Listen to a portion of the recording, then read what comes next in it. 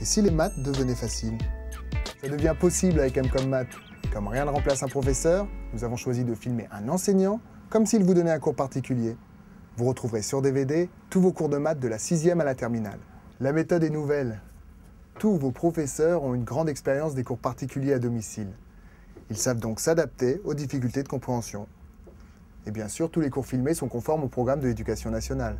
Le support est pratique. Vous pouvez regarder les DVD sur votre ordinateur, Mac et PC bien sûr, mais également sur votre téléviseur avec n'importe quel lecteur DVD. Vous comprendrez et vous retiendrez plus facilement.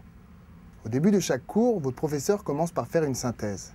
Puis, il vous explique la méthode, les astuces et les pièges à éviter.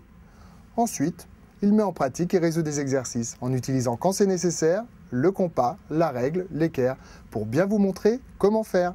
Et regardez maintenant l'extrait de cette leçon. Petite astuce, 2 méthodes pour calculer k fois a sur b. Première méthode, on multiplie k par a, puis on divise par b. Comme dans cet exemple, donc on multiplie k par a sur b, k fois a divisé par b. 2,5 fois 2 septièmes, que j'écris 2,5 fois 2 sur 7, qui me donne 5 septièmes. J'ai préféré ici multiplier, car c'était facile de multiplier 2,5 fois 2. Mais dans un autre sens, on peut diviser k par b, puis on le multiplie par a. Exemple, 9,3 fois 5 tiers. Ici, il est plus judicieux de diviser d'abord 9,3 par 3, 9,3 divisé par 3, puis de multiplier par 5, ce qui me donne 3,1 fois 5, qui me donne 15,3. Passons aux exercices. Vrai ou faux? Alors, 2 fois 7 huitièmes égale 14 sur 16. Eh bien, c'est faux. Car ici, j'ai multiplié 2 fois 7 huitièmes, donc je multiplie simplement 2 fois 7. Et je ne multiplie pas 2 fois 8. Donc, la vraie réponse est 14 huitièmes. Deuxième question, 1,2 fois 3 sur 2 est-il égal à 3,6 sur 2? Eh bien oui, car 1,2 fois 3 est bien égal à 3,6 et je garde mes demi en bas, car je ne multiplie 1,2 que par 3, ce qui me donne 3,6 demi, que j'écris pour ne plus avoir de virgule, 36 vingtièmes par exemple, que je peux ensuite simplifier si je veux.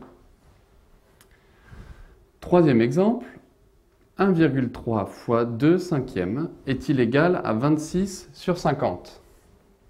Alors un petit peu plus compliqué, si je fais 1,3 fois 2, je trouve en réalité 2,6. J'aurai donc 1,3 fois 2 cinquièmes égale 2,6 sur 5. Or, qu'est-ce que je peux remarquer? Que pour passer de 2,6 à 26, j'ai en fait multiplié par 10. Et j'ai effectué la même opération dans l'autre sens. 50. Pour passer de 5 à 50, j'ai aussi multiplié par 10. Comme j'ai fait la même opération en bas et en haut, au numérateur et au dénominateur, je peux écrire que 26 sur 50 égale 2,6 sur 5. Ma fille en a entendu parler et justement nous venons nous renseigner. Effectivement, il me semble que les cours en vidéo sur ordinateur, c'est beaucoup plus convivial et beaucoup plus visuel que sur un livre.